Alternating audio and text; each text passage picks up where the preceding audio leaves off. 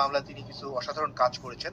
যেমন শেখ হাসিনার মামলা তিনি যে কল রেকর্ড সেগুলো যিনি ডিলিট হয়ে যাওয়ার পরে সেগুলো বের করেছেন।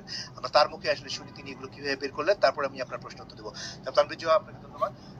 শেখ হাসিনার মামলার অন্যতম একটি গুরুত্বপূর্ণ সাক্ষী ছিল যে তিনি লেথাল ওয়েপন ব্যবহার করতে বলেছেন।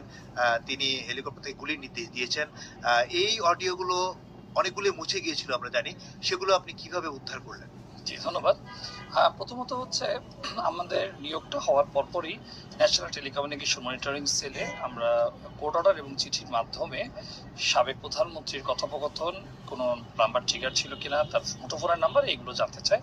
পরবর্তীতে তারা সে সংশ্লিষ্ট বিষয়ে পর্যাপ্ত তথ্য নেই বলে আমাদেরকে অবহিত করে এবং পাশাপাশি স্পেশাল ব্রাঞ্চে তৎকালীন যারা পলিটিক্যালে দায়িত্ব ছিলেন তাদেরকেও আমরা সরকারি চিঠির মাধ্যমে প্রেরণ করতে চাই যে আমাদের সাবেক প্রধানমন্ত্রী সহ অন্যান্য মন্ত্রী সবার দায়িত্বপ্রাপ্ত কর্মকর্তাদের মুঠোফোন নাম্বারটি। দুঃখজনক হলো সত্য, সেই চিঠিরও আমরা কোনো উত্তর পাইনি এবং কেউই আমাদেরকে আসলে এই নাম্বারগুলো দিতে পারেনি।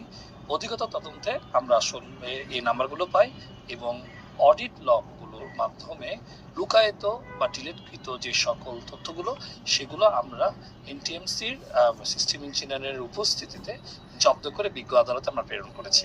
আপনি আদালতে এই শেখ হাসিনার মৃত্যুদণ্ডের যে মামলা হয়েছে সেই মামলায় আপনি সাক্ষ্য দিয়েছেন।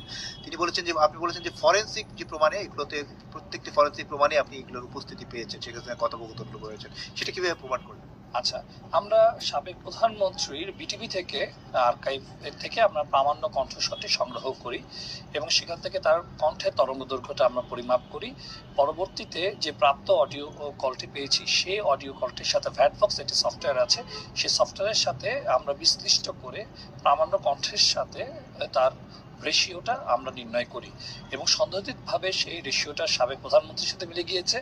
একটি বিষয় বলতে চাই, এই সফটওয়্যারটি সম্পূর্ণ অটোমেটিক, এখানে ম্যানুয়াল কোনো করার কোনো ভূমিকা নাই। তো বিশ্বের যে কোনো জায়গায় এটা টেস্ট করলে একই ফলাফল আসবে। পাশাপাশি সাবেক প্রধানমন্ত্রীর কল ডেটা রেকর্ড এবং উনি যার সাথে কথা বলেছেন তার কল ডেটা রেকর্ড, তাদের বিটিএস লোকেশন, আইপিডিআর এবং জিপিএস সমস্ত লোকেশন ল্যাক্সেলের মাধ্যমে আমরা বিজ্ঞ আদালতে প্রেরণ করেছি এবং সন্দেহাতীতভাবে সেটা প্রমাণ হয়েছে।